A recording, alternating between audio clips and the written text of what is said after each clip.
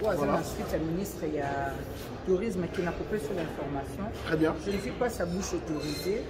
À un moment, on a dit Kabana et Jésus Noël Chéké, au hasard parmi les bateaux, va participer à l'événement Koubanda et évidemment, le ministre et mon tourisme devant à reçu la vie. Le problème est Ali Moko. Moi, pendant longtemps, je suis absent. Là, biloko ya minene biloko ya visibilité. Très bien. Alors na mikola lelo tezelo ba faut que mboka na ndenga bien. Ba misusu tombo abetela ba sur RDC ba mona mboka ka ya viol, mboka ya bitumba, mboka mabodele. Mais il faut la kisa que à part biloko nyonso ya mabe ou ça négatif qui ça mboka, il y a aussi des choses positives. Très bien. Des bonnes choses à voir qui oh ils ont la kati mboka na biso. Lokola bazamba na biso, lokola mibale na biso, lokola parc na biso, lokola banyama na biso, lokola basi na biso à Congo, nous avons presque les plus belles femmes d'Afrique, au Bombangote. Tous appelés le na rumba na biso, oyoyo ezali bongo reconnu na patrimoine mondial. Il y a UNESCO. Donc c'est le comité. Donc le ministre du tourisme a une vision. D'accord. Depuis le journalisme, ça fait 24 ans, le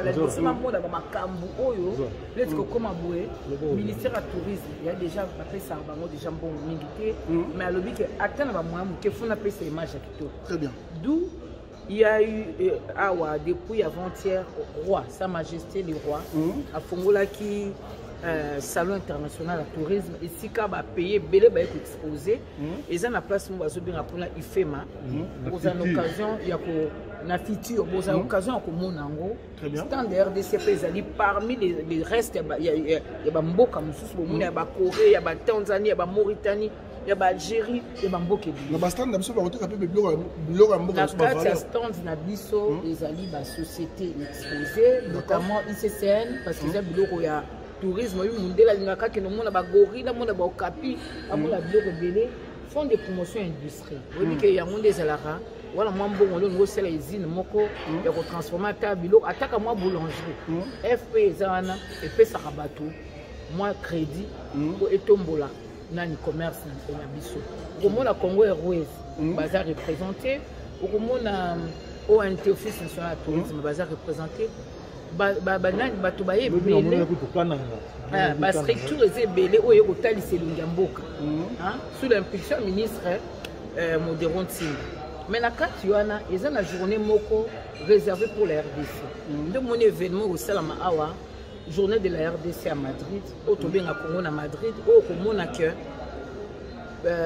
maman ambassadeur na ba responsable ONT batunso basali tout ke biloko tolaka na Kinshasa fumbwa mbwengi nkovi pondu makaya bumbika mbinzo ekozala wana bakonzi ebele ya bamboka mosusu bakoya dans baccord diplomatique bakoya bato ndenge na ndenge bakoya bakotanda biloko wana mpo bamona biloko mboka na biso éventuellement mpe balia biloko. Très bien. Mais en plus we mamba kolia ndenge kendaka kaka il faut moi musique lelo yo il y a un ambassadeur il y a tourisme un artiste qui a été reconnu comme ambassadeur à tourisme.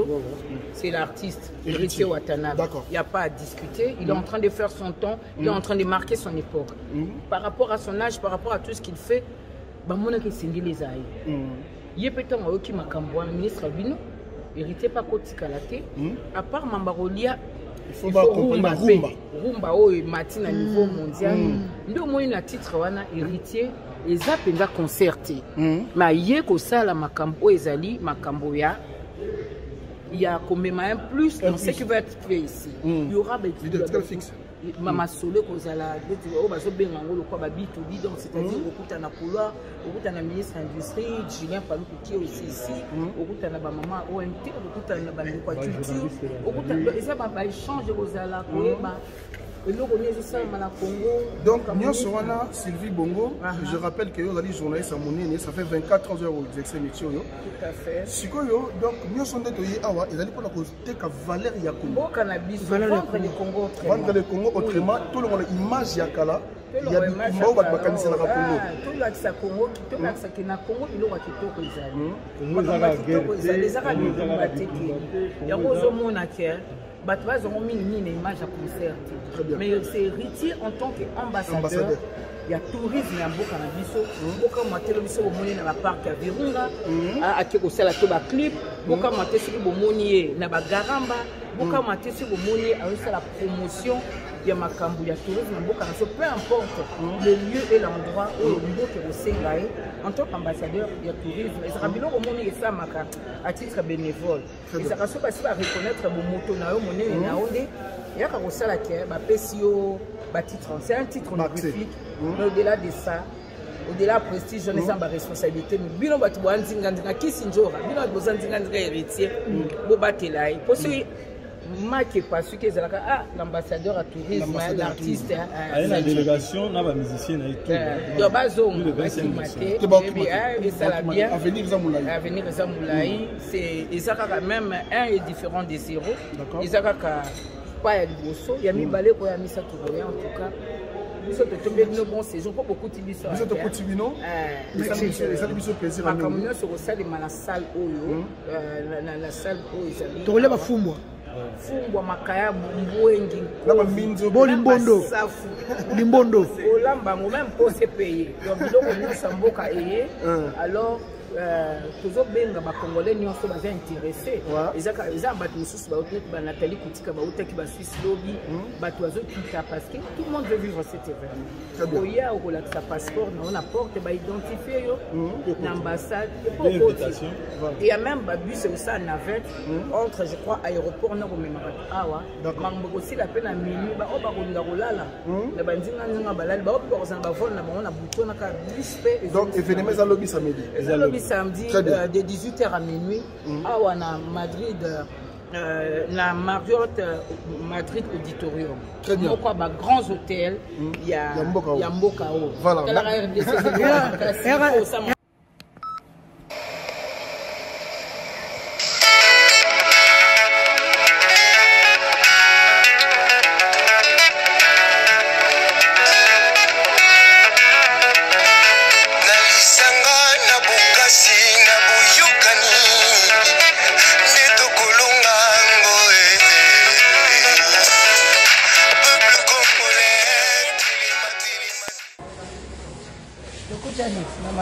Écoutez ma copine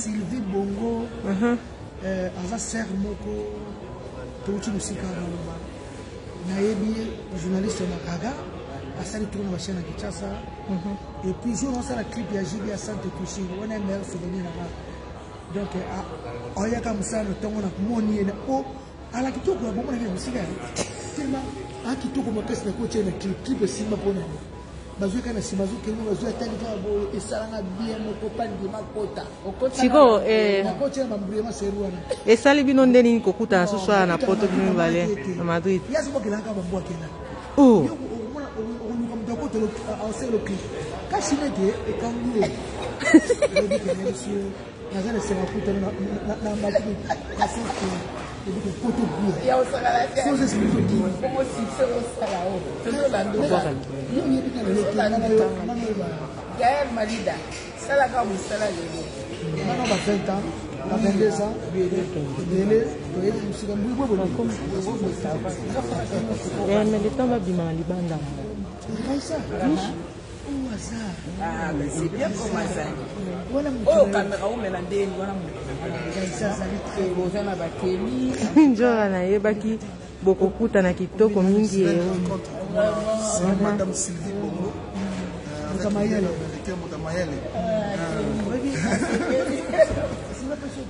ah ok non c'est là où peut ça on pas bien aux c'est là on dit que là voyage le cas de soda nazika parfait mon appareil bela biloko wana olakisi na nini ndeni ozuka parfait moko vienjo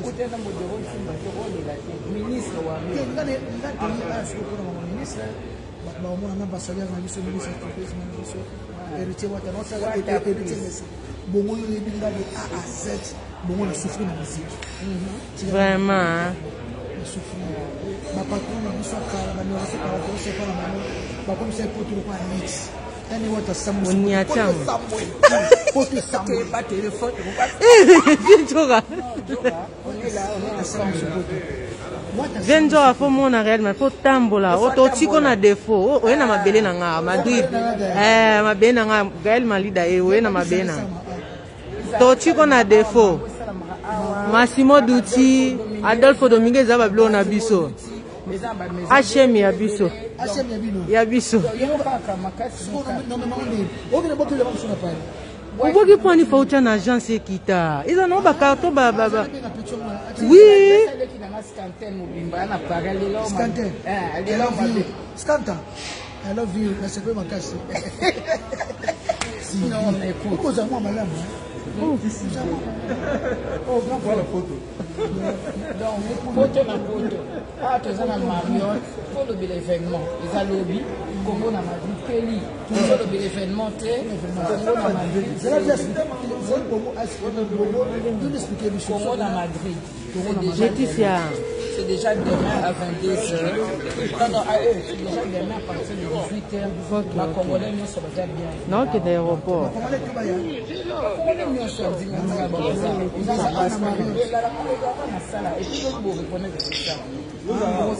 je suis architecte. Comment la Madrid? Non, maintenant il y a un site administratif. Non. Paris Théâtre qui nous a signé la salle. Comment la Madrid? Comment la Madrid? Les alliés lobby. Chose dans le passeport congolais au côté. Au Congo, tu as enregistré. Mais avant, il faut mettre ton stand. La mission, tu as la moque, la stand de Kito qu'on a fait ma. Non, hein, elle doit. Tu sais, au monde, image, la mission, la richesse, la mission. Il faut ôter comme ça. Naïfema. Quand la musique est un aéroport. Nous avons attendu. C'est un matongété.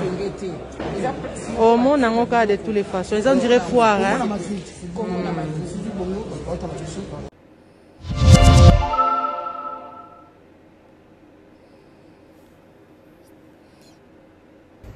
Bonjour à tous, si vous aimez vous informer et savoir ce qui se passe un petit peu partout dans le monde, surtout faire le Congo-ça, hein, je vous invite à faire comme moi et abonnez-vous sur Colimedia TV, notre chaîne, et likez, partagez les vidéos et surtout restez connectés. Voilà.